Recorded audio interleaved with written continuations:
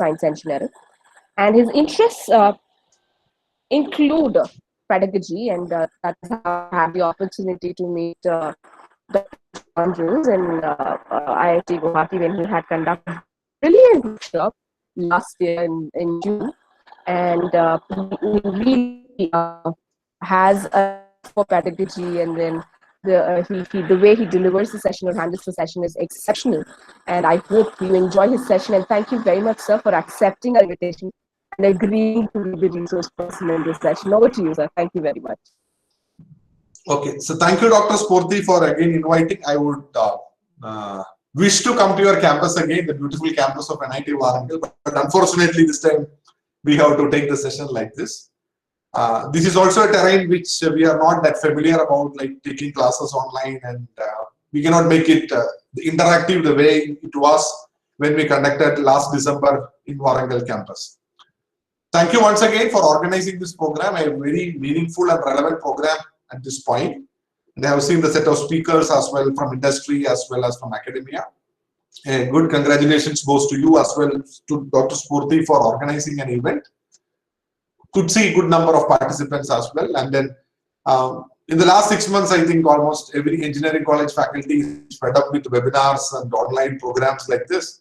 Every now and then, since they need not travel and there is pressure from the institutes, try to attend as much of programs as it. So I will try to pitch it in a lighter note such that people won't hate webinars anymore.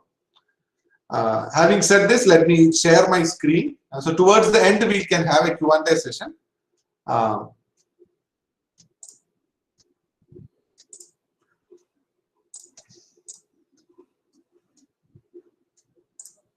Spurti, can I know whether the slide is okay? Can you see it? Yeah. Perfect. Oh. Okay. So if there is any technical glitch in between, feel free to stop me, or else I won't know what is happening on the other side. Okay. Sure, sir. Okay. Thank you. So the session I have titled as Classroom Pedagogy in the New Normal. That's what we are now looking into. And you might have learned about many other similar talks also in the last 3-4 days of the FDP program. A bit about me, even though I am working in IIT Guwahati in Northeast, I basically am from South India. I hail from a small village in the Ernakulam district in Kerala. And since 2015, I am part of the faculty group at IIT Guwahati. Special thanks to my parents. Both of them were teachers, and I'm happy and proud to say that I could continue the profession in which my parents were practiced and professed. Thanks to my wife for taking care of my family, and then to all teachers who taught me right from my kindergarten classes up to my doctoral studies. I understood from Dr. Spurti that we have a big majority of the participants in this online session are from the teaching community, and we have a good number of research scholars as well, and some of you may land up in teaching profession. So this talk is specially customized for teachers and those who wanted to pursue teaching as a career choice. So a big salute to all of you in this online session for choosing teaching as your career option and working hard to see the next generation and future of our country is growing through you. Now, that's what I told. The future of our country depends on the output of students whom we teach. Rightly pointed out by Dr. Spurti in the workshop or in the FDP, where technology, industry, and education, how it mingle together. So in order for our country to attain growth and to be in the developed category countries, we need to have good productivity, economic prowess, and that will come only with quality manpower. And we are all in the process of training manpower, right from school education time over to the universities and higher education institute. We are training our manpower. So the first 20 to 25 years of a man's life is being trained by professional trainers like us. We may think whether are we professional trainers, but in some sense we can say that we are also professional trainers when it comes to classroom teaching. And it's based upon what kind of training that we imbibe on them. That is the way how they are going to contribute to the country, to the output of our students. So are we doing our duty really well, or are we just looking at mere perspective of let them complete our subjects and get good grades and passing in the exams?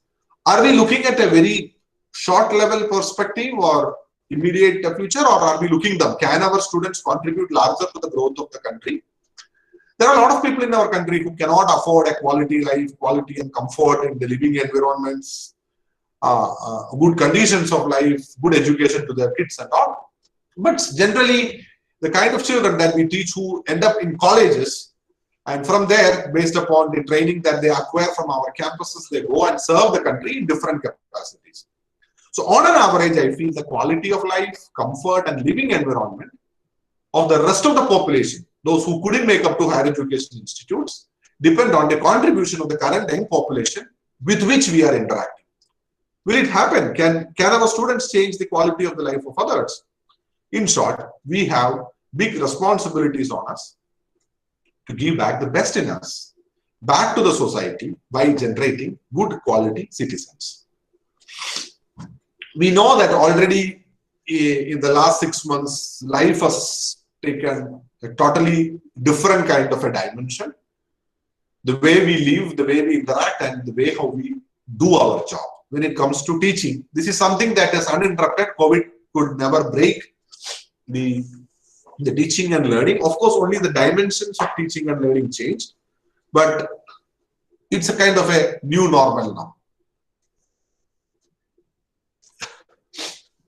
So our country has been economically severely hampered by this, and post-COVID scenario, we don't know what kind of industries can emerge, what is the kind of economy that is going to drive us, and of course it requires a different kind of a skill set from the current young population that are being in colleges and universities right now. We as faculty should understand that during this pandemic time, we have also acquired a lot of new skill set. And post-pandemic and at the end of this pandemic time also, we don't know how many months more it will long last like this.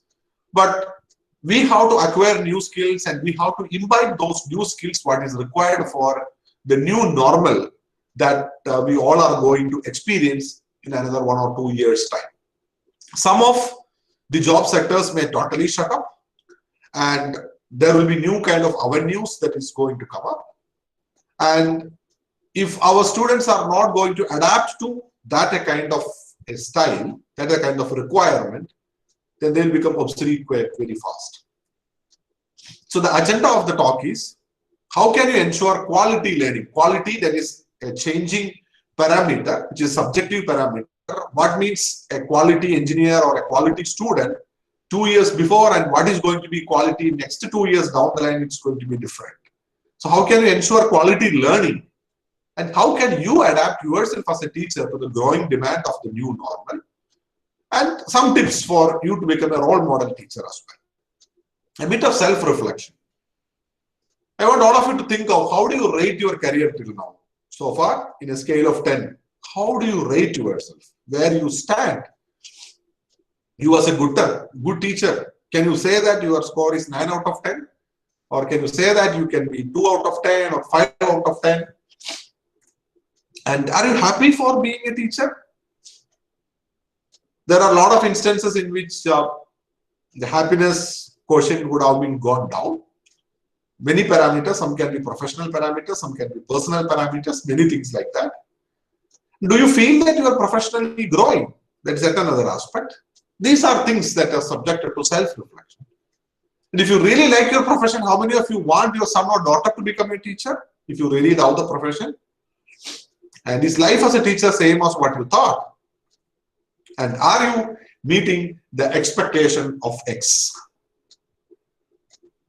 Okay, so I will just take a small break here. I'll ask some of you to try to chat down. How do you rate your career till now? Can you just put a score to yourself in your own self-assessment? And you can put your maybe your scores in the chat box so that I can also see that. Okay, you have to put a score between 1 and 10, then inclusive, not percentage wise. You can see a lot of people are going to put their values as 5, 8. So this makes sure that this is a kind of the interactive learning. Just asking all of you to put some score in between and then see. Sir, we have to put a score. No. I just want an overall score of how do you rate your career till now. Okay. Okay. Okay.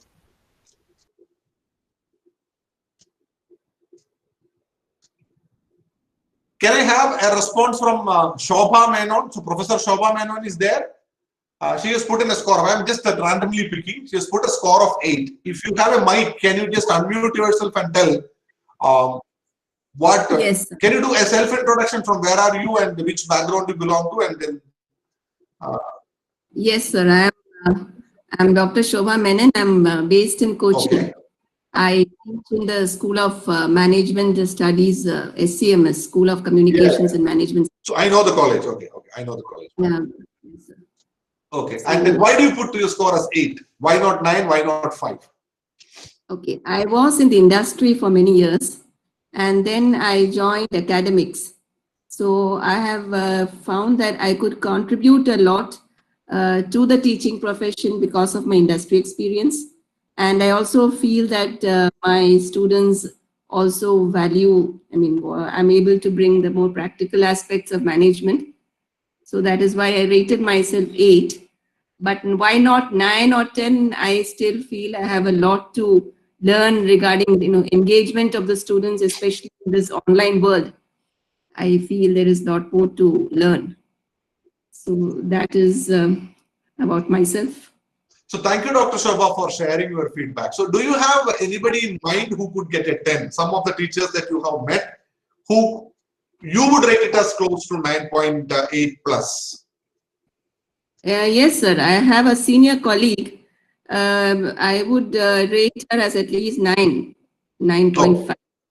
So Yeah, you all have your own kind of a benchmark, what is going to be 10, and with respect to that, you grade where you stand, right? So it's kind of a comparative study that you do.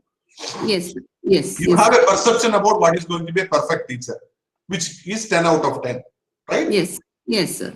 Okay, let me talk to Vishwananda Gupta. Sir, can you just reflect upon his score was 1. If you can unmute yourself and. Sir, because previously I worked with the Minister of HRD as a Central Secretariat Services. Now after that I joined in the university as assistant professor. But comparing to that university and others, still I am in the 0 position. Just I want to put 0, but somebody are laughing because I am putting only 1. Till now, I got only one major research project. Entire the Department of Adult Education started way back in the 1972 till now. Nobody didn't get UGC major research project. But there are so much of research work should be there, and there are so many things should be learned. Previously, I am working with the literacy. In terms of literacy, only 3 hours: reading, writing, and arithmetic. Now, after pandemic and after the changing the shift, there are so many things I want to learn regarding the technology, education, industry, entrepreneurship. There are n number of things I want to learn. Then I am the learning position. How can I develop, or how can you prepare the modules, and how can I give to the justice to the university? Because okay, so I got your point, sir. So you have a bigger ambition in life, and then you wanted to achieve so many things. With respect to what is your target, you are now rating yourself as 1, and you wanted to improve on it in the coming years, right? yes, sir. Okay, okay. Thank you, sir. I got your point. I'll come back to you. Let me talk to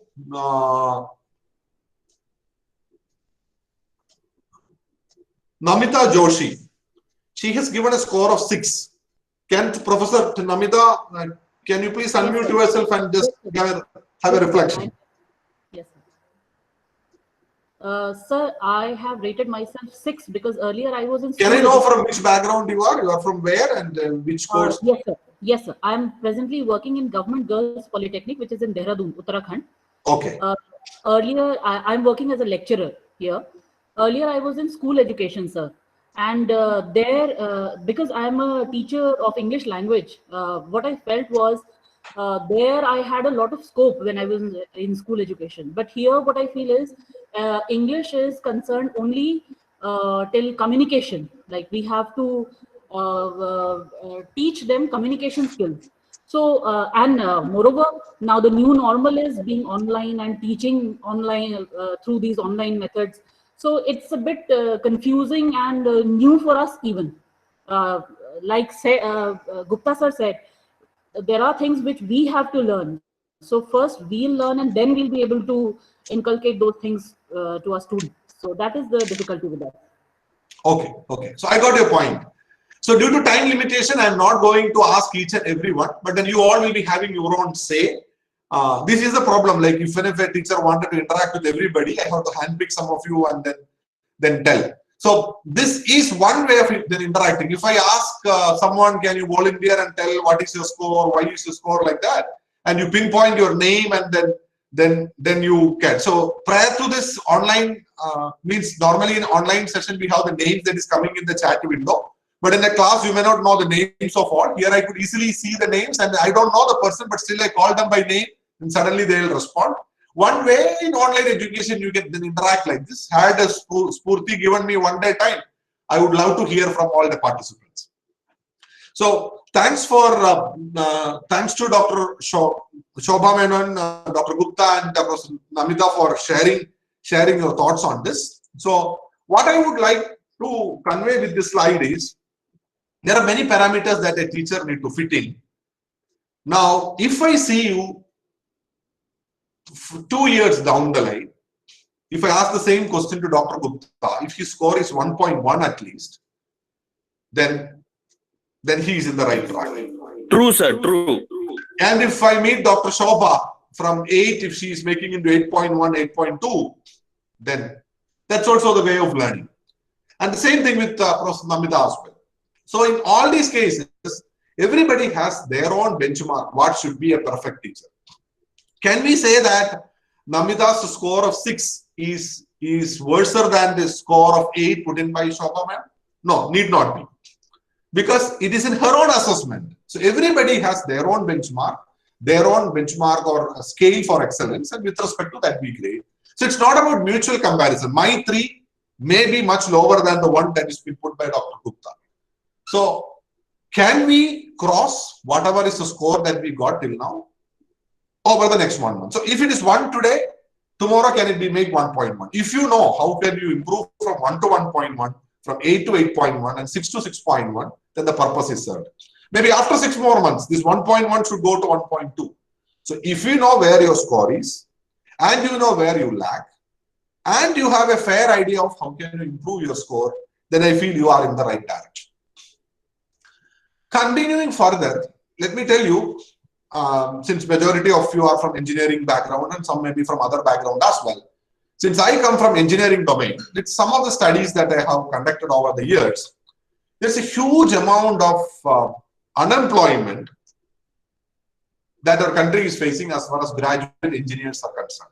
They may get some job, but unless they are not getting an engineering job, then what is the purpose of the degree that they acquired? And there is something called the lack of programming and algorithm skills. That is something like which is very, very crucial. Like whatever field that you are going to work, your lack of algorithm and programming skills is going to be an important. Whatever field you work in, do you know how to break down a task into smaller subtasks and then solve it? So in computer science, we write a program. Let's say in electronics, we are going to devise different chips and connect it together. In mechanical, we assemble different parts and make sure that it's working. Like that, different streams have their own way of tackling the problem. But 91% of our engineers, I'm talking about a national average. Of course, there may be very good colleges where quality of engineers are also very good. But overall, there is an lack of algorithmic skills. Probably this generation, right from their childhood days, the parents are involved more with them. They are not our current young generation coming to our universities and colleges. They have not faced much challenges in their childhood days. Most of the challenges parents would have solved for them, rather than they finding what is there and then struggling. So if they have a struggled past during their brain growth, then probably this algorithm skills would have been better. But here, a lot of parental help come in between, because many parents feel that I struggled a lot, I don't want my kid to struggle. And that is the root cause for some of these numbers. I'm not only blaming parents, but of course, the way in which your childhood in school education and all, you should not actually help your kids beyond the limit. Then second one is lack of soft skill and cognitive skills. Sometimes people no idea but they cannot communicate in an effective way, in an appropriate platform. And 60% of our engineers lacks domain skills. So what do you mean by domain skills means if I graduate in computer science and engineering, then 60% of the graduates don't know the core subjects in computer science engineering. That is what is known as domain skill. Majority of them cannot speak and comprehend in English, and very poor analytical and quantitative skills that's also been there. So what we need to do is, like, after graduation, we should have enough skill that will make us employable. And that comes only if an academia have a handshaking model with industry. Because majority of our graduates are going to be absorbed in industry. Rather than industry, if some of them wanted to go to academics, our graduates, if they wanted to become teachers, they should know what are the skill set required. So the skill set that is being demanded out by the consumer should be shared with the skill set that is to be imbibed on the producer. And this disconnect is there, and this has been debated over many years. But then in our own way, in our own classroom, what best we can do? We cannot change a society, we cannot change an entire college, but slowly I can make changes in my own classroom, my own session. We are already in a connected smart world where right from connected consumer over the last 1 or 2 decades, our homes are becoming smart. We have smart transportation systems now. And at the end, we have an industry 4.0. It's a smart industry. A lot of automation happens. Our agriculture is going to be then revolutionized. A lot of smart utilities are coming, even in the farm sector.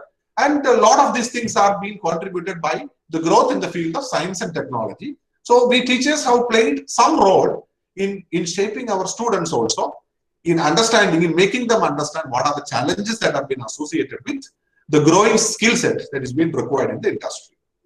So Industry 4.0 is nothing but it's a blend of advanced analytics, big data, robotics, the automated industry, artificial intelligence, then the Internet of Things, digitization of process across all business value chain. Let's say 10 years before, if you go to a supermarket, you could not see this barcode-based billing system and all. The cashier there will count one by one, and at the end they will give a total. 10 or 15 years. In some places you may have to go as old as 15 or 20 years. Now, everywhere we go, we are getting a computerized billing mechanism. And then we have a lot of artificial intelligence that is being pumped into our phones, and you get a lot of the recommenders. If you order something from Amazon, and then you are going to give a review, and someone else is going to buy a product, he or she will get to know what was the experience of someone who already bought it. So in that way, the way how we purchase, the way how you do marketing, the way how you do shopping, everything has changed a lot. Because right from the consumer, to the producer, to the product, to the banks, to the government, everything is being connected. And there is a huge amount of data that is being there. So whatever field that you are studying, let's say if you look at this bar, you have sensors, you have big data. So some of these things would be learned from the engineering sector, some of these things will be learned from the finance sector, some will be learned from the business the analytics point of view, some from mathematics stream, some from science stream, some from the humanities stream. There's basic psychology of the people who are being connected. So this Industry 4.0 is the reality, and if our students are not getting enough skill to adapt to the requirements of this industry, then it is very challenging for them to have a good and stable career next 3 to 4 years. But it requires a lot of skill. Let us see. So at par with Industry 4.0, we need something called Education 4.0. What does it mean? There is a paradigm shift, and this paradigm shift is catalyzed during this pandemic time. It's like time and space independent education. We all know that previously we have a classroom concept. You come and sit in the classroom, and then from there you are going to teach. You have an assessment, and then so now it has gone out. There is no specific time to learn. If you have a pre-recorded lecture, students can watch it at any point of time. They can study from their classroom, from their rooms, from their homes. You can take a class while you are driving. You can have the interaction session. So this new normal has made it something like time and space independent education. Now IITs are opening up online master's program. Seeing the success of online education, now they are seeing people. So the premier institute in the country can offer degrees to even more number of people. But then see, of course, a classroom-based learning and online learning has its own shortcomings. But knowing the pros and cons, we can reach up to masses if you open it up the online education for those who cannot make it up in the normal merit to an IIT or an NIT system. Second one is personalized learning. This pandemic has opened up in such a way that now you can learn anything that you want. A lot of online courses are available, a lot of certification courses are available. I need not get a degree, but I can handpick 1 or 2 courses from mechanical, I can handpick something from civil engineering, from humanities, from English, from any course, and I can have my own kind of a recipe that is being required. And then if I know with whatever I learned, I could get. So probably the days will go wherein you will be stamped as Bachelor of Technology and so and so, or you will be given maybe undergraduate in education with the following set of 10 or 15 courses. We cannot call it as neither as a Bachelor of Arts, nor as a Bachelor of Science, nor as a Bachelor of Engineering. It can be a fusion of all. That's called personalized learning. And of course, we have now learning flexibility that is coming in Education 4.0. I may study for 2 years. If I'm not wrong, I know in some of the universities in India, your BTech program can be in the span of 6 years. You can work maybe 1 or 2 years in between. Let's say you study for 2 years, go and work in a startup and then come back and complete your remaining 2 years of degree. So that will provide you learning flexibility. And a lot of things have been talked about in project-based learning. Rather than rote theoretical learning, can you take up small projects? Because ultimately you are going to solve problems. So can you deal with minor problems, smaller projects, learn it, and then you require a lot of data interpretation skills. It's all about huge amount of data, and then you are going to interpret. See, maybe a small example I would like to say that you are going to buy a shirt or some product from Amazon. Now you are going to read the reviews. There can be good reviews, there can be bad reviews. How are you going to interpret it? You are going to read some of the reviews. You may look at the average score, the weighted score and all. And then you are going to interpret. So automatically you are doing it in your mind. I'm going to interpret how this is going to be. Should I go for it? Should I not go for it? Similarly, in future, it's all about huge amount of data that you have and you are going to interpret. Even if when you do research, when you do a literature survey, it's data interpretation. I read a paper and I'm trying to understand, is it relevant to me? Should I download? Should I read it further? Or looking at the title, I am interpreting that it is not relevant. So these interpretation skills also have to be developed in order to cater to the growing demand of the industries. We are moving into not like a single exam. You may have a continuous improvement. It's not like one exam at the end of the semester.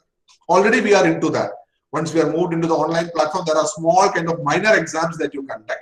Continuous improvement, continuous assessment that is being considered. And then we are going to come up to a stage where the curriculum, where there is active participation from the student. And rather than it's teacher oriented, it's going to be guidance oriented. That's what I feel. Students should be given with a lot of online materials. So the lecturing, they will listen from the online mode. And then there is an interaction where the student seeks the guidance of a teacher. What next? I have done this. Can you guide me what to do next? So this is something that is going to be evolving in our campuses as per the new educational policy, the national education policy that also is in line with this, such that there is a lot of changes, paradigm shift that is going to happen. Of course, it is very difficult unless the stakeholders involved in it, that is the professors, the academia, the policy makers, everyone has to join hands together such that in the next 10 years time, you could see a massive shift in the way how education is imparted and imbibed and conceived as well as absorbed by different people who are the stakeholders. So education, then objectives when it comes to a teacher, it's going to be, you should start any topic with a clear picture of what is important to the students. It's not like what is important for the exam. As far as their future career prospect is concerned, why should I teach this topic? Maybe your answer is it is part of the syllabus, that's why I'm teaching. But people who have set the syllabus might have some plan in their mind why this topic is relevant, why everyone should study it. So you should make your student understand that why this topic is important or what is important about learning this subject. So in short, when you have a syllabus, from that you have to make your student understand that what are all the important concepts which you cannot omit.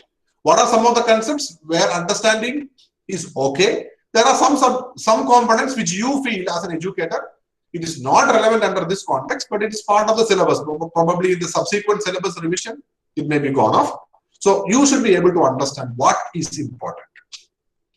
And based upon that, you have to organize your curriculum, your delivery and assessment to make sure learning happens. And learning ensures subject knowledge, need not be marks. So marks people can score even if you teach many things at the end, all things may not be asked in the exam. And sometimes something else can be asked in the exam. So our education at the higher education level should not be focusing on merely making a students pass exam. That is the reason that over the years, there are a lot of students who have very good marks. Very good marks means, does it transform to jobs? No. So somewhere there is a missing component called learning. In many of our classrooms in the country, learning is not ensured. So let me talk about some of the important aspects that is very much important as far as the new normal is concerned. First and foremost is interactive learning. And there is, of course, there are a lot of the limitations when it comes to online teaching like this. Once you are back into classroom mode, then interactive learning is important, or even in the online mode, lot many tools and applications will be developed in the near future where interaction happens.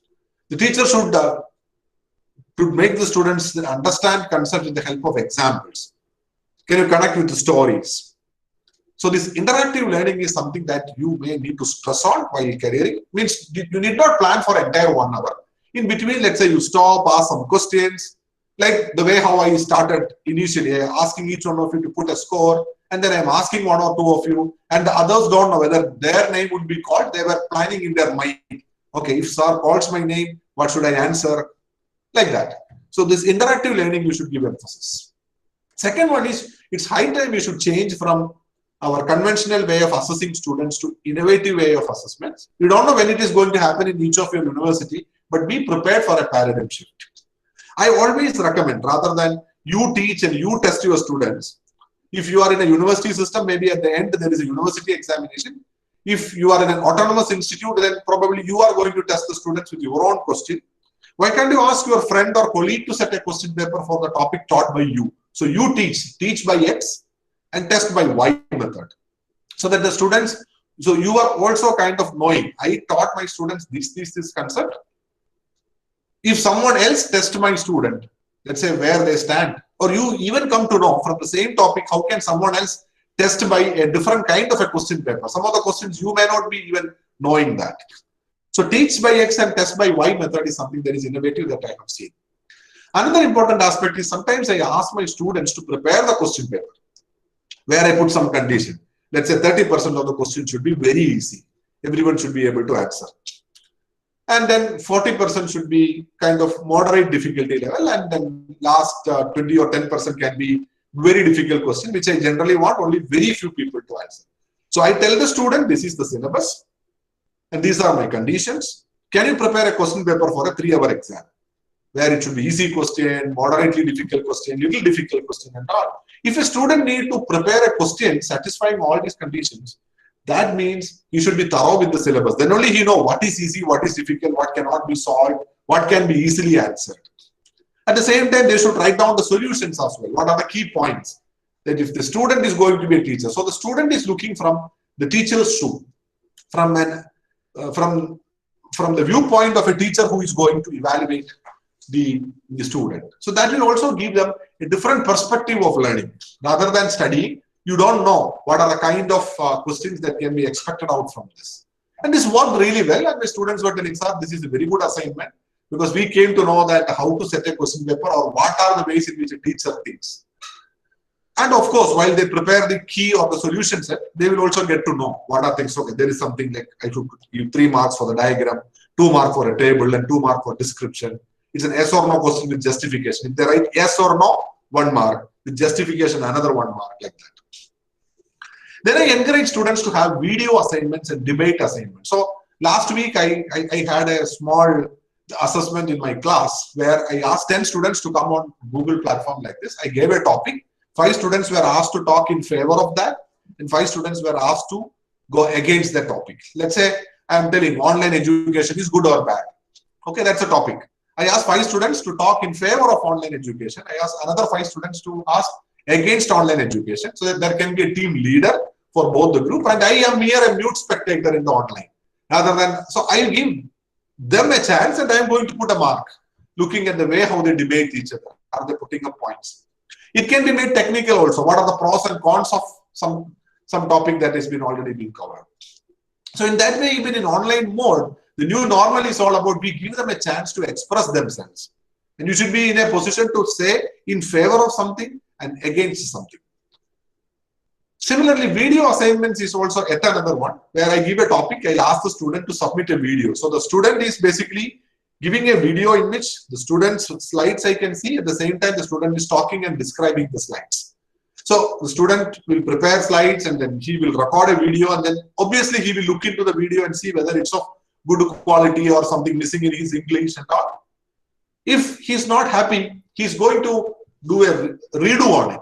So once you do a redo, then obviously it is going to help him. So what I want with this video assignment is, it's not about the final product what they submitted, but the process by which they have done the assignment. First of all, a preparation of slides, looking at the slide, looking at the camera, they may have to describe something.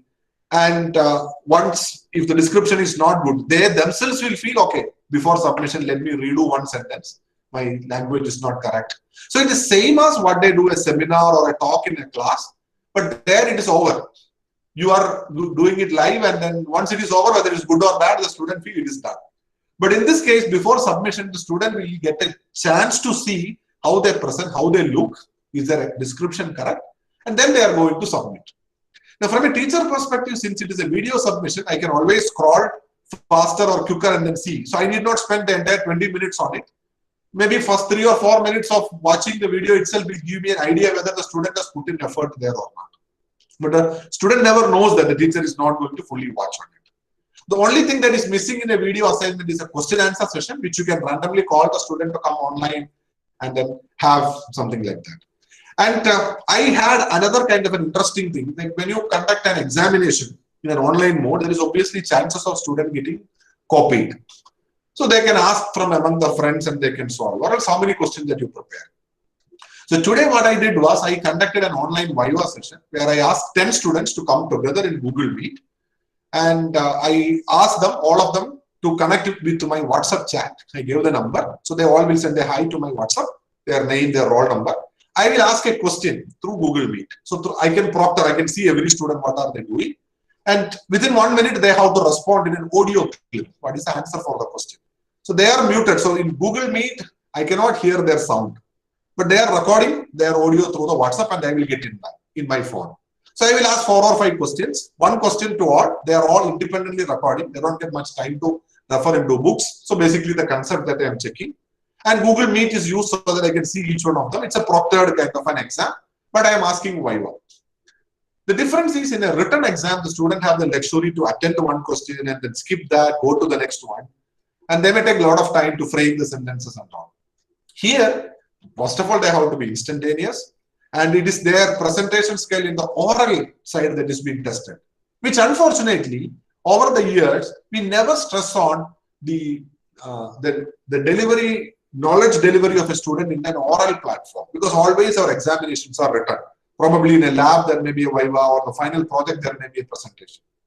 So I took 10 students at a time in a class of, let's say 60 with the 6 sessions, I can get all the students. Obviously, your WhatsApp will be flooded with audio messages. Then I listen one by one. What is the answer for it? So I know which is the question that is being asked. So I mark it. So question number 1 is this. That is what I asked. I can do basic logistics and get things done. It was very good, and students also then appreciated that. So these online debates where you are a mute spectator, video submissions, WhatsApp-based Vivas, all are going to be helpful. And once in a while, you can show them the educational videos wherein which help them to understand the concept thoroughly. So from the innovative assessment, we are moving to attachment-based learning. So once you know your student in person, you know what are their strengths and weaknesses are.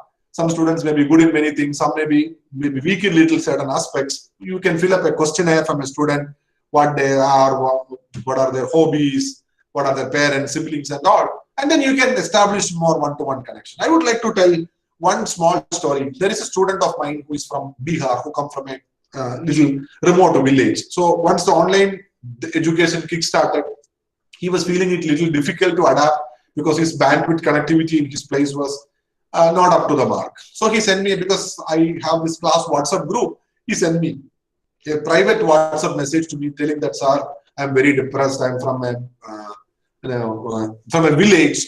So it's very difficult for me to come in online mode. How will I clear my doubts? I asked him, you can call me. And then he called me 1 or 2 times. I cleared that doubt. So the student was proactive in reaching to me. Now he's doing very well. He's doing extremely well. So that happened because I addressed his query. Now, every student is not going to ping you like this. And now he's doing very well. He feels comfortable. And now he feels like learning. He felt that the teacher is trying to understand his problem. So that is called attachment-based learning. I am the same me, but once that communication or the conversation never happened where he felt his requirement is being met. So this is called attachment-based teaching and attachment-based learning that is going to help them a lot. And knowing their family members, profile of the parents, siblings and all, you can obviously try to reach out to them. Simply floating a Google form, you get all the details. And that's the way how you know about each one of them. Next is appreciation-based learning. So students can make mistakes, but try to correct them in private. But if they do something good, let's make it public and then tell that's done a great job. So there are some students who want always attention-seeking behavior, and then you have to gently and effectively stop such attention-seeking kids and always appreciate them. Things can go wrong. That's the way how they learn. So this appreciation, once you start appreciating certain students, then suddenly they feel, okay, the star has appreciated me. So sometimes even if all teachers are teaching very well, one teacher has given me more appreciation, I may feel like studying that subject a little more when it comes to a weekend, which subject I will study. It's a face of the teacher, the behavior of the teacher, the attitude of the teacher that's going to have an important say in how a student is going to get attached to you. So what I generally do if someone disturbs me in the class, maybe in the normal class, not in online mode, in a normal classroom, offline classroom, if someone is talking, one way I can deal with is I can ask who is talking there, stand up, what are you doing, and I can make all fuss there. So then what happens is there is a general sympathy that is created in the class. Others are thinking, a very boring class that sir is taking, in between if I talk, is that a big crime? Nowadays our students are a bit casual. What is wrong if I play a video game in the class if I don't find your class interesting? So if you put that, if someone is talking in the class, then it is not his problem, it is your problem that you are not able to catch the attention of each and every one of the students. So once you tell that, once you openly shout at the student, what happens is there is a sympathy wave. Everyone is thinking, why this man is shouting? After all, your class is so boring, and then still we are sitting here. The other way of correction is, you generally go to that student, near to the student, and tell him very politely, come and meet me in the faculty room, which the rest of the class cannot hear, only his neighbors can hear it. And then you come back, you continue the teaching.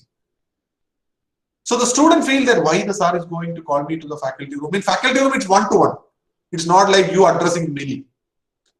Average student feels a discomfort, my God, whether the teacher is going to scold me or what is going to be his reaction. So the punishment started, and from my perspective, the punishment already started. He may not be talking in that class or disturbing the class at that point. And once he comes to the class at the end, and the whole of the class is not going to bother because they didn't hear what you told and you are still smiling at him. He stopped talking. And no sympathy where you create for that boy or girl who created a disturbance. Now in the faculty room, now it is your place. Let him come. And then you act as if you are very busy today, and then after some time you ask him, okay, why did you come? And then you ask, okay, you be very serious, short, simple communication. I found that you're disturbing me in my class. I cannot tolerate that. So please be cooperative. If you don't want my classes, please don't come. Okay, and then you ask him to fill up, maybe I keep a logbook here. Whoever I calls to my room, I will just write down name, roll number, what was the reason that they called, they will sign. So that next time when they come, I can tell, last time I gave you a warning, it's a serious matter. This is a different way. I corrected him in private. But if there is appreciation, you give it in the class, someone doing very good, tell it good. Then there should be problem-solving based learning. For every question or every topic that you teach, at the end, try to find out problems from the relevant context. How do you get problems? There are a lot of online courses. There are a lot of places in which the same subject is being taught. Try to get access to their learning materials. And see, nowadays I even refer to the website of Carnegie Mellon University or the University of California. Some of the universities where my research work is also going on very well. And then I look into the website of those teachers, try to download the assignments what they give, and then I customize it and give it to my students so that they look into these problems. So majority of our time in our education system, when it comes to engineering, it has been taught in a theory manner. Once the numerical comes, the student becomes extremely, find it tough to grapple it. And then you solve the problem at the end. You give them some time, maybe 1 or 2 days, ask them to submit, and you also try to show them this is the way how it has been solved. And you should need to build a language proficiency in students. Some of you may be teaching in state government colleges, or majority of our students are from are speaking the same mother tongue. So it's obvious that sometimes our knowledge sharing or classroom session can go sometimes either to Hindi or to Telugu or to Tamil or Malayalam. It can go in between. But when you teach in an institution where students are from different mix, see now I am forced to talk only in English. Had I been teaching in Kerala, my native state, sometimes in between the Malayalam may come, or during free time I may interact with my students in Malayalam only. Now I am forced to speak in English because that's a common language. So if you don't get such a kind of an advantage in your college, where you are not getting a heterogeneous mix of different language speaking kids, then I urge you to focus on their command in English, both oral and written. So the more you listen, you will be able to speak up more because you will learn new words. The more you read, you may be able to write it well. So fluency and accuracy, it's an English language skill that happens. How many of you are really comfortable in speaking on a topic that is outside your subject? So that's a general reading only that will help you. Let's say one fine morning, the principal is coming and asking you, so that particular class is free, can you go and take that class? Or it is as good as like I am asking a commerce teacher to go to an engineering class and take a 1 hour class, and that too in short notice. How many of you are comfortable in going and talking in a class? It is not belonging to your stream, but still handle 1 hour. That will happen only if you have a general reading. So the same kind of vigor, planning that you do in taking a lecture or a laboratory course, it is stitched to your timetable. Tuesday, first hour I have to this class. Wednesday, second hour I have this class. Like that you have a timetable wherein you are supposed to take theory classes or laboratory sessions. Let us imagine Thursday afternoon you are free. Can you use the Thursday afternoon for you to read outside your subject? Go to library, read magazines, read newspapers, read books. Not in your area, but in outside your area, and slowly your knowledge base will increase. Frankly telling, see, even though my background is computer science, now I'm not talking anything in my research area. I have developed some kind of an interest in this teaching pedagogy related things. And outside my classroom hours, I went and visited library and then looked at some of the educational technology books, attended some videos. And that's way I can find interest, I can get more knowledge in topics outside your. So wherever it is, try to read. And it's a good habit rather than you putting your attention only in cell phone. If you start reading with books, your children also will listen to that. So have a good reading culture in the department or college where you work. That's called language proficiency. And it's an overall intelligence building that you may have to focus. And here what you have to do, you need to build up emotional intelligence to your students, physical intelligence to your students, social intelligence and context intelligence, cognitive skills, emotional skills, physical skills, and social skills. Make your students understand what is the need of each one of this. And you also be a person who have right set of emotional, physical, social, and context intelligence. Some people don't have context intelligence at all. Context intelligence, one level means learn when to keep quiet. In some of the forums, speaking won't make any sense. So there, the context intelligence is you should understand this is a forum where I am supposed to keep my mouth shut. The emotional intelligence, you should be able to feel in your relationships with others. Physical intelligence means your physical well-being, health and happiness with respect to body, hygiene. Social intelligence means learning with the ability to establish good relationship and resolve conflict with other members of the team. So you practice this. Once you do this, when students interact with you, they feel that, okay, this teacher is not short-term.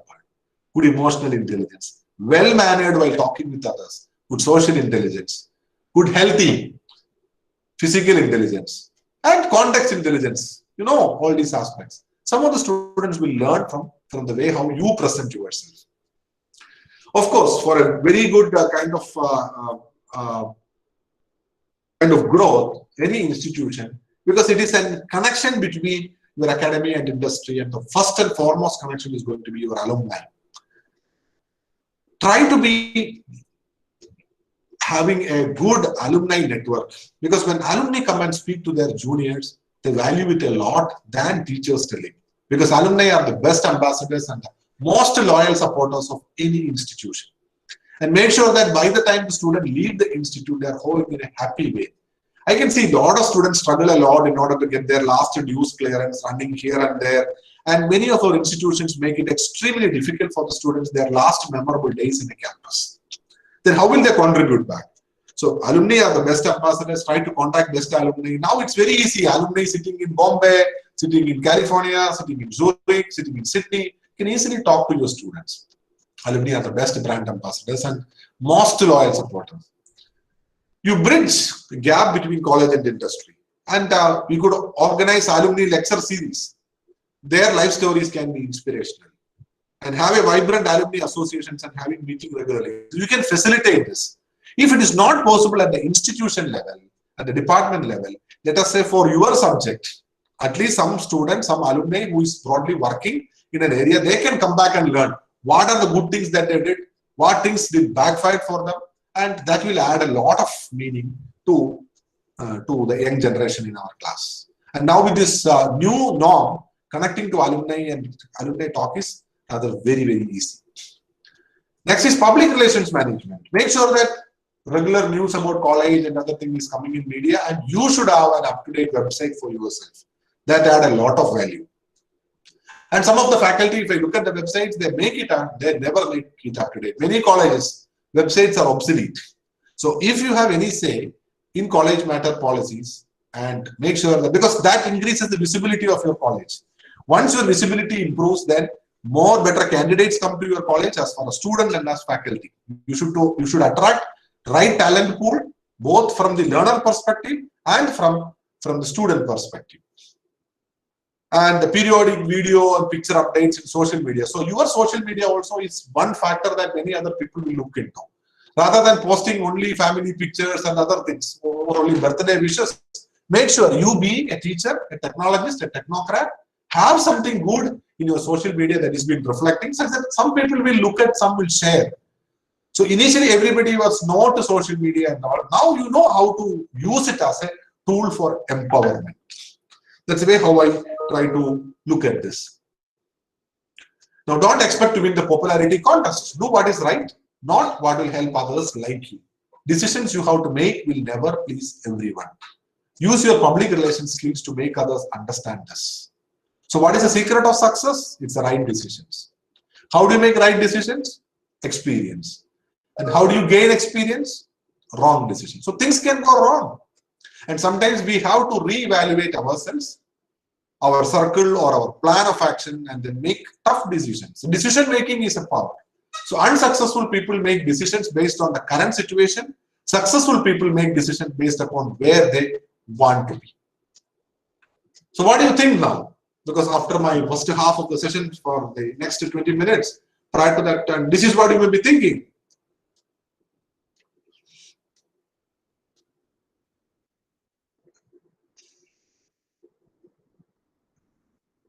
I'm between you and your lunch, I know that.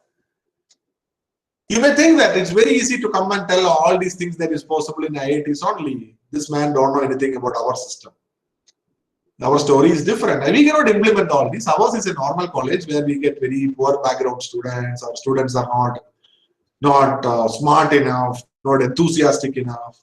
Even if I wanted to do it, I will not get any support. Nothing will work. It's very difficult to make things work. Now, do you want it to be a part of the problem and telling, okay, this is just like any other webinar, let him tell whatever he wants. I will get participation certificate at the end of this. That's enough. It will add up to the nth webinar lecture that I attended. Or if you want it to become part of solution, can you try at least some of these things and make it happen? So the performance character is your goal in life is to make the effort to do best you are capable of doing in your school, in your community, or for your college, wherever it is. Don't compare you with others. You can only be you. If you learn from your mistakes, you are wise. But if you learn from somebody else's mistake, then you are wiser.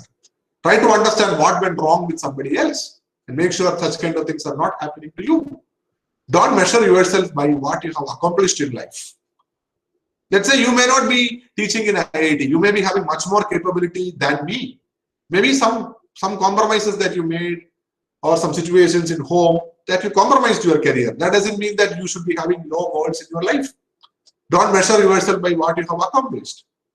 With your abilities, you can achieve much, much more than this.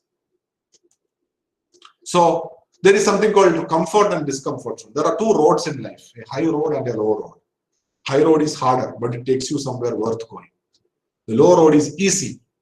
It's circular. You eventually find yourself back where you started. Your life won't get better and you won't get better on the low road. So it's your choice. Should I use the same old slides, same old question paper, same old notes? I teach the same subject. Or you wanted to try giving different assignment to students, conducting an online viva, conducting innovative ways. You will learn. Ultimately, students also will get the learning experience. Let's time for another then interaction session. I want you to go through this 4 and then tell me who these people are, such that you can tell me. Sir, sorry for interrupting. Yes. This is Ravi Prakash. This is to let the participants know that the attendance form has been posted in the chat box. Okay, fine. Thank you, sir. So I ask all one of you to write the number and then write the person whom you see on the screen.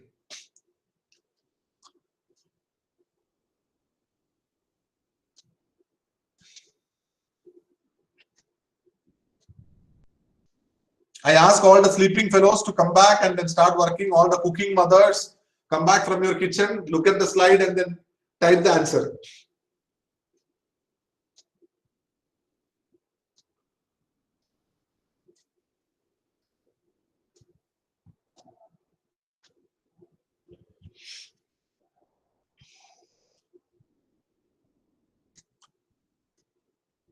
So since it is a public forum, you can see what others are typing and then you are also typing because you forgot the name but somebody else prompted it.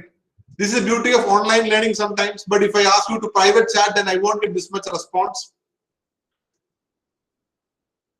Still, not many people are very so hesitant to type.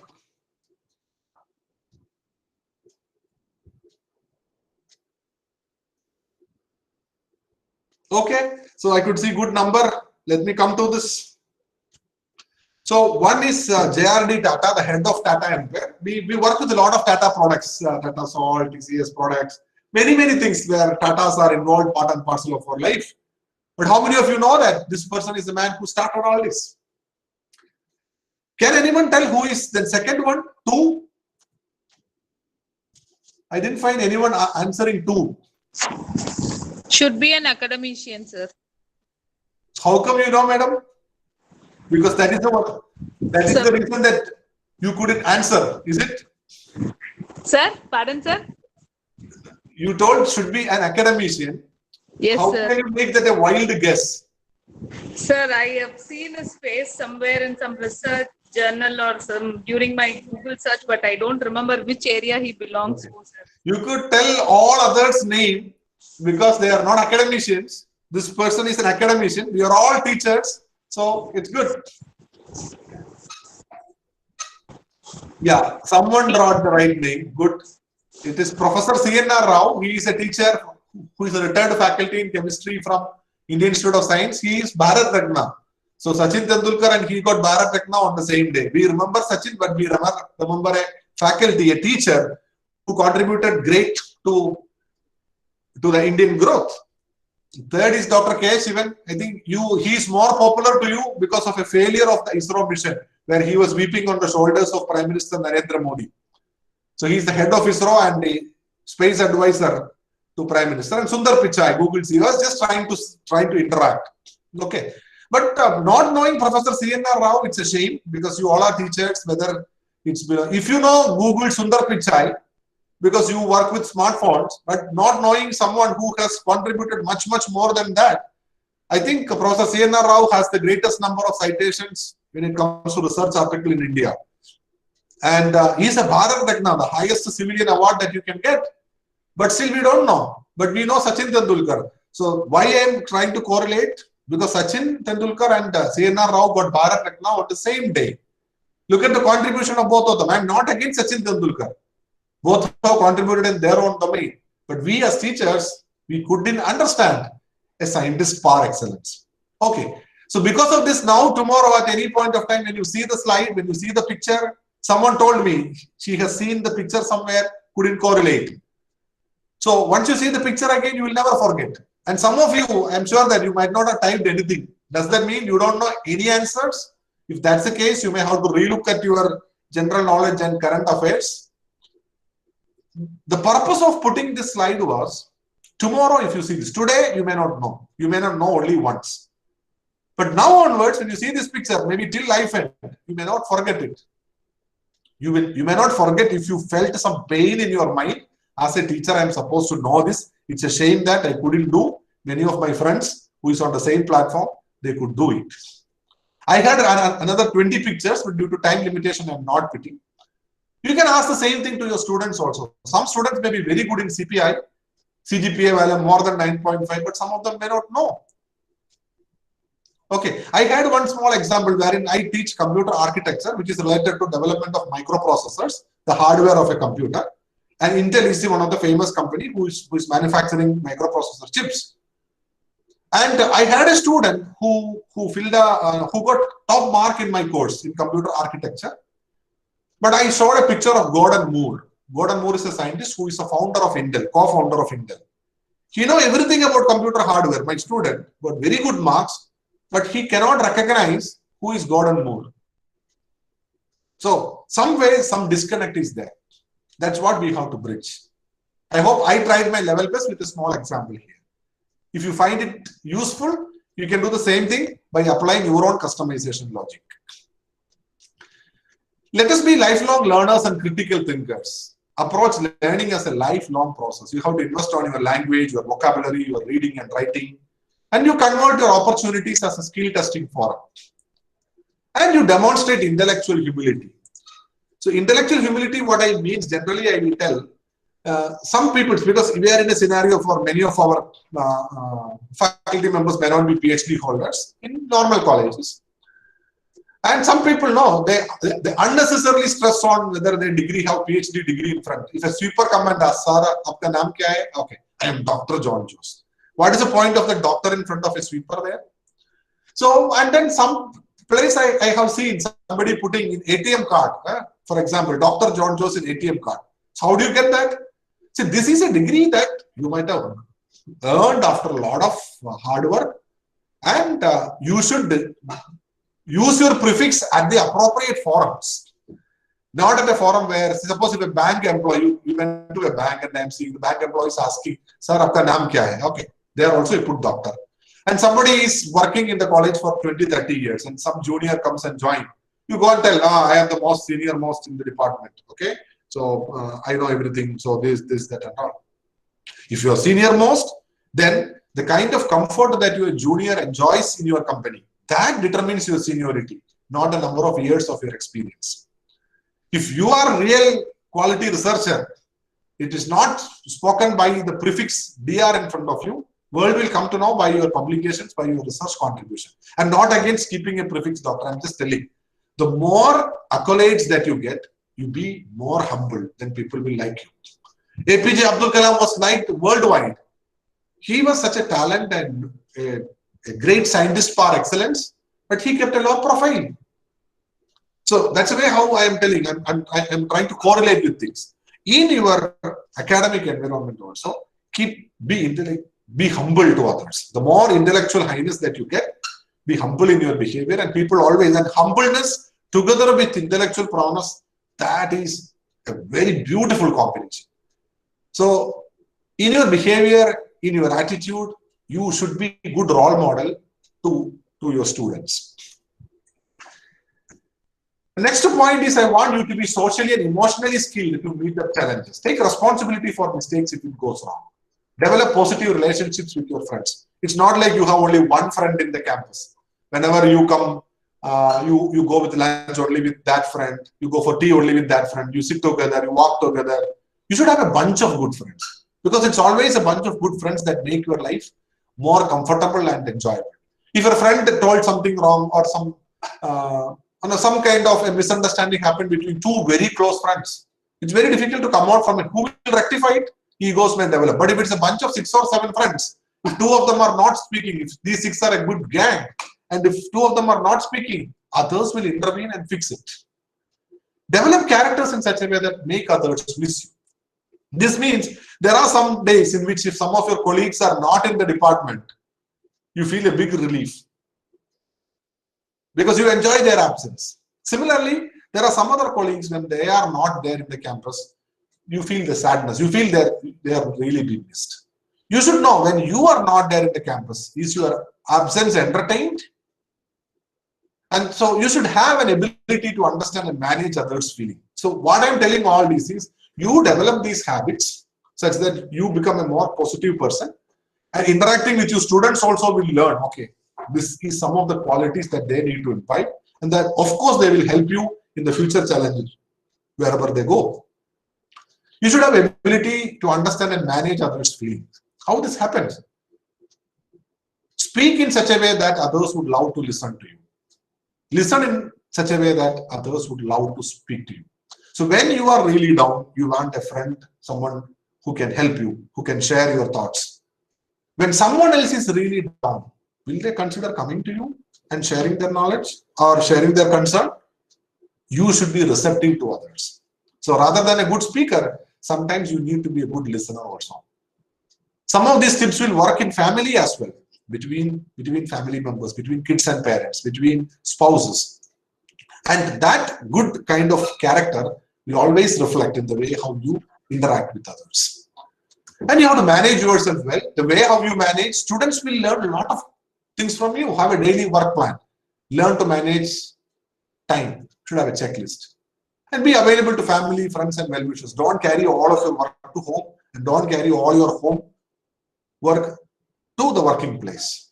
So when there is family time, be with family. When they're with friends, be with them. Don't be workaholic. Keep a balance in life. You have to invest on your good health, good reading, and good socializing. Always socializing, there is a limit. You should know what is the limit and how much you can socialize.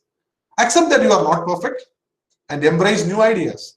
Sometimes you need to be alone in order to reflect on time. So in order to reflect about yourself, take time and take care of yourself because you deserve it. And be a democratic community member. Something that is lacking in our current generation students in order to live in a new normal is you have to be contributing to the community. It is a time where our community is under distress. It's easy for you to buy something from an online platform. Maybe you may go to the nearby, the sabji wala, you can get the same thing, maybe 5 rupees more, but that brings smiles to him, smiles to his family. But it may be convenient for you to order something through your app and get things delivered in your place. You can always keep social distance and then go and buy something from the nearby normal, because that you make sure that it brings smiles to a lot of people in his family.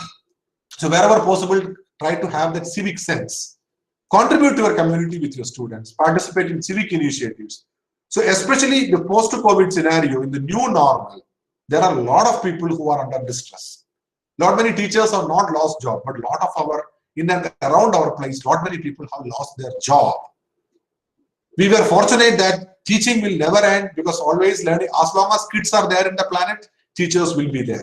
That's why we are safe. But some jobs which are connected to automobile industry, which are connected to banking, which are connected to many other financial agencies, people are facing tough times. So when the country recovers from that, you require a careful touch. Where can you help? Can you help someone? Can you help someone to buy, because some of the poor people cannot afford online education. Can you buy at least a low-cost phone, 3,000, 4,000 rupees smartphone, and give it to some kid of your nearby locality? You bring smiles. I know, I'm sure that during this pandemic time, your savings might have gone up if your salary remains constant, because the spending has drastically come low, because you are not going for any outing, no costly shopping. Can you spend 3,000 or 4,000 rupees? Don't give money. Give some teaching aid to some kids in the nearby locality who cannot afford that. Have time for less privilege, not money. So be a teacher of difference. The best teachers are those who show where to look but don't tell what to see. Give someone a fish, you feed him for a day. Teach someone how to fish, you will going to feed for lifetime. So you give skills, not give only knowledge such that once the exam is over, don't train your students for passing an exam. Train your students such that they could even survive, use the knowledge when it comes to crucial juncture in their life. Raise your words, not your voice, because it is rain that grows flowers and not thunder. And your success as an educator has to do with your attitude towards teaching and towards kids. The rest is based on your willingness to relentlessly search for what engages students in classroom and then having the guts to do it. I hope the message is clear from this. Have a united attitude. Successful people build each other up. They motivate, they inspire and push each other. Unsuccessful people hate, blame and keep on complaining about the system, complaining about country, complaining about students, about management, about head of the department, about principal, about family. But successful, so it's all up to you. With whom are you clubbing with? Are you, when 2 or 3 of your friends meet each other, are they going to talk about how bad my college is? Or are you talking about how can you improve the working condition of the place of work? Some reflection. Success is not a straight line. It's really, really, really tough. But it can happen. So today I shared a lot of points. Now, which step you are going to take today? You may say whatever you want. I will get the certificate. That's important for me. So it's I won't do, I can't do, to all the way up to whether can you make some changes in the way how you are a teacher, pre-COVID and post-COVID, or pre-November, or the ATAL FDP at NIT Warangal, pre-workshop and post-workshop, how you evolved yourself as a teacher? That's a contribution that you do. So what's our role as teachers? Make ourselves up to date in our respective subjects with the latest technology-enabled learning and practice healthy and sound teaching learning practices, academic teamwork to inspire our students such that they can be transformed as potential technocrats, artists, healthcare experts, social workers, scientists, civil servants, teachers, and researchers of the next generation. We want good teachers and researchers for the country. Looking at the way if you teach, if you can inspire some students to think of teaching as a career option, then nothing much I can ask from you. India wants good teachers. If you can make 5 teachers from your classroom, that's the greatest contribution to the country. Make the world, or can we make the best out of the new normal? This is the new normal. Many things are online, many things are on. Then we find out what makes sense. There are many circles which I have not filled in up here. It's up to you to fill up. What can you learn from the new normal? Things have changed. Rather than blaming online education is difficult, nothing will work. We all know that. Can you make use of this opportunity to find something good out of it? Then let's do that. If you believe some of the points that I shared, then you start thinking about it. Slowly your thoughts will become your words. You start speaking about it. Some of the things that you will try out as actions, some of them will become part of your habits. Then later your habits will become your values, and values will become part of destiny. So we still have wonderful life after COVID. We will survive this. We can beat it together. There are a lot of distress that has happened, especially for the students also, for the parents also, for the teachers also. But together as the human race, we will survive. And probably it's a totally different way in which education is going to be. So be adaptive to the changes that is going to happen. We have to understand the new normal, and we have to adapt ourselves to the new normal. And that's the way how we can contribute to the country, which is deeply economically distressed by the pandemic time. So only through empowering human quality index, then only we can make the new normal as the best normal. So the conclusion of my talk is your career as a teacher is a unique experience. Enjoy it. Education is not product oriented, but also process oriented. It's not the way how which they get the degree. It's not the way how they got the answer correct. It's not about getting answer correct. It is by the way how they get it done. It's not about the outcome of a project that is important. It's the way how they did the project. It's not about the marks that they got. It's about the way how they got the marks. It's not about the degree that is important. It's the way by which they acquired the degree that is important. So the process is more important. Make your students understand this. It's not a destination, but it's a journey that's more important. Be a teacher who can be infectiously inspiring to others. Good luck. make your country proud by the inspiration and energy you spread as a teacher. That's all from my side. If you wanted to contact me further for anything, I'll be very happy to interact with you. You can send mail to me. You can know more about me from my website. I will open it up for Q&A. So before I stop sharing, if you wanted to note down my mail ID, kindly note it down. And we are also looking for bright students to join our research group. If somebody is from computer science branch, please do apply for our PhD programs at IIT Guwahati. Faculty members also wanted to have some kind of collaborative work and interaction. We'll be able to help you out. And anything related to teaching pedagogy as well, if you wish to have my service at your place, I'll be very happy to help you and your students. That's all from my side. It's open to Dr. Spurti to coordinate the Q&A session. Thank you very much, sir. That was a really nice session. Dear participants, the forum is now open for your questions. I get to see great feedback. Thank you. Thank you. Now, if you have any questions, you could please share. So in the feedback form also, there is something like formal feedback about the speaker, Spurti. Sir, we are planning to do feedback differently because we are talking about education 4.2 in the future. There will be we have a plan to take video feedback, and I'll share all the videos with you. Oh, good, very good. And Spurti have wonderful ideas. I learned a lot from you. So. Thank you, sir. So you can unmute yourself. You can ask if your mic is good, or you can chat. Sir, that research will be only full-time or part-time available, sir? Both are available. Full-time and part-time is available.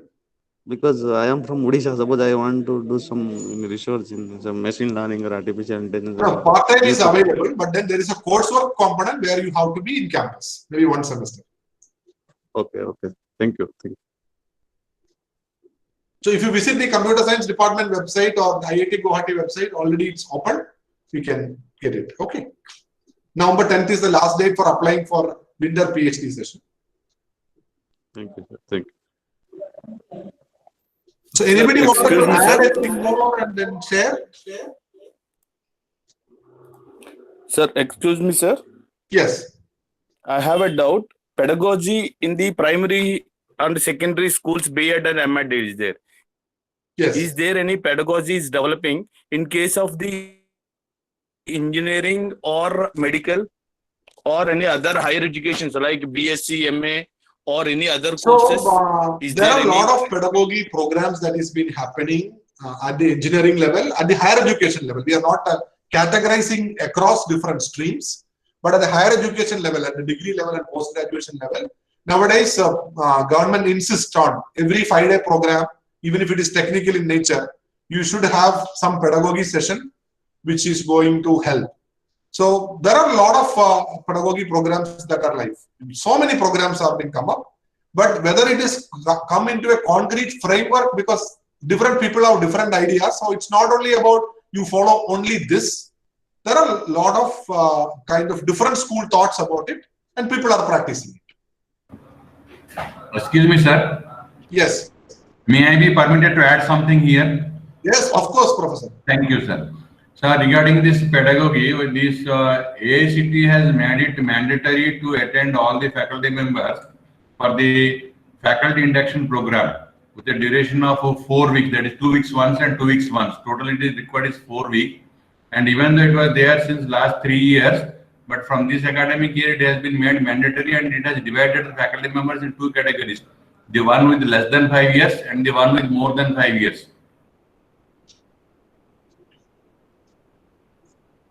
Sir, that is regarding the in-service, sir. I am talking about the pre-service training programs like B.Ed, M.Ed, D.Ed. That is for the primary education. In case of the engineering, there is no pedagogy at all. Maybe, no, I don't know. Absolutely right. In the training induction programs, that's what I would like to add. Thank you, sir.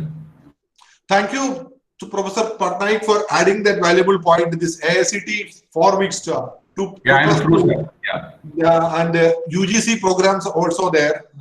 the induction program by the 1, 2, 3, the induction program by the UGC, the HRDC cells.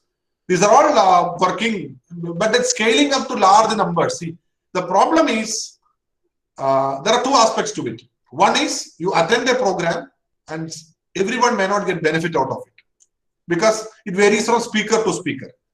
But my perception is, will you attend a program if it is not giving any certificate to you? Will you attend a program if it is not free of cost? You have to spend money from your pocket, and you see that there is some value addition that is happening. So my objective is, at the end, when you find that there are some good programs, some of the programs may be paid, but you got a feedback that such programs are going to be useful to you in your career growth, in shaping you as a better teacher, I feel that you should attend it.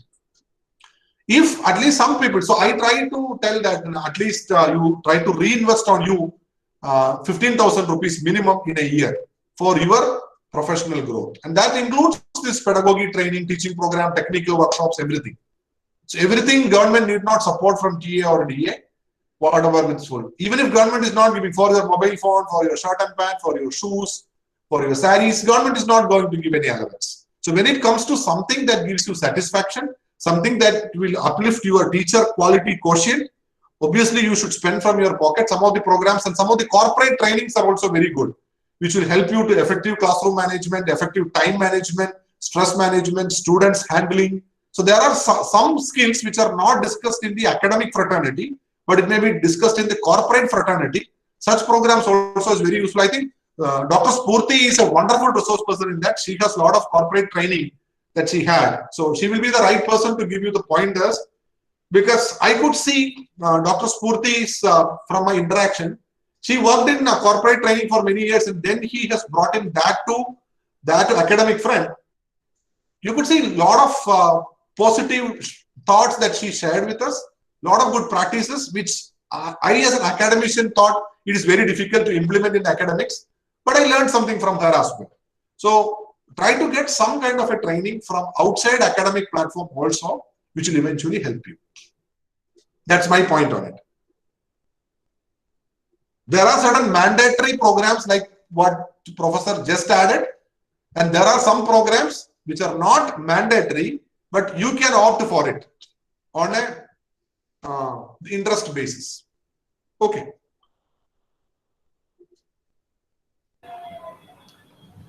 Sir, I'm Dipali Akolkar. I would like to add one point here, that if at all we have to start anything of this like this online, we need to first teach how to use smartphones smartly to general people, because many of the people don't know how to use their smartphone. So that time it becomes very, very difficult for them to follow all the instruction all of a sudden. Like go to this place, go to this website, or do this, do that. Like it becomes very difficult for them. So I feel that before implementing any pedagogy or anything of that sort, so those who are users of it or final users in general, like parents or some, so we need to teach them how to use their smartphone smartly. Madam, it is 2 points. I appreciate your point. One is you need to teach them. Second one is they should be willing to learn. So personally, I speaking, my competitiveness in Google Meet platform, Zoom platform, Microsoft Teams or WebEx, which I was completely zero in February. I was very hesitant to offer an online program in February. Now I am familiar with many of the things. It comes only with practice. If you look at the average competency level of an Indian student in terms of online portal management in March and in November, I can see that there is a significant increase of competency level of every Indian student. It comes only slowly. Now we are more confident of handling next semester online because we know the pitfalls. What are the drawbacks? How it could have been done, and we learn best practices. So there is nobody was professionally trained initially. You should have forums in maybe in colleges level itself. It's not like on a large scale training is very difficult. If you as a teacher can do a small set of students in your class, or as a college you can just have a sharing session of how to work with the Google Meet or how to configure things, how to work with that. Only it works at the grassroots level. But we are slowly, our learning curve is improving. Even my wife, who is not that much familiar with the Google platform and all, Now, because of the online classes of my daughter, she has also learned how to configure Google Meet, which would not have been possible maybe 6 months before. So it is slowly improving. It takes time, and who will train? We only teachers can train. Nobody else can do it. So we have to start it at our own level, our own students, our own colleagues, and together we will overcome this. Excuse me, sir. Yeah. May I allow to speak? Yes, yes. Go ahead, sir. Yeah. Sir, definitely the incoming time as a teacher, we will have a tough competition to maintain student on classroom and classroom. There should be a proper calibration of classroom and classroom in teacher's mind. When he is equipped with the technology, then only he can suggest student how to use and for how much time we need to use it. Yeah. So that calibration will come from such programs and your guidance, sir. So that regulatory, there should be some guideline regarding how much time one student or a faculty should be on classroom. So thank you for the point, sir. I agree with that. I feel the complete offline classroom session now, at least at the college level, it's going to be a distant dream now. It is going to be a mix of, even if we settle off with this COVID, still it is going to be a mix of that. Maybe for attending the interviews, let's say for PhD interviews, then MTech interviews, the interviews are going to be online, meetings are going to be online. Classroom sessions would be online and offline mixed together. But in schools, I still feel schools will be offline only once post-COVID. But higher education, you are going to mix it together. I hope that the policy makers will come up with some draft guidelines soon. Because in the last 3-4 months, they are busy in taking up how should you conduct the evaluation, grading and all. Now there should be some mechanism by which, now first of all, technology has to be accessible to all. Government cannot think of only places where there is good internet, good facilities, because at least you need to have an electronic gadget. So I feel some policy matters will be taken in the next 1 or 2 months, which will make it more or less on an even pace. And in a country with vast economic difference, in an online mode, unless everybody has a tablet in their hand, it's going to be very difficult to ensure a level playing field. Because we are talking to kids who have access to many of these. Let's say UK have access. But if you go to remote corners of the countries, it's still no learning happened in the last 6 months in many schools. Yeah, this knowledge explosion and technology upgradation itself is a new disaster as well as opportunity. And that we have to learn. Less privileged. It's a very disaster for less privileged. Yeah. Thank you, sir. Thank you for.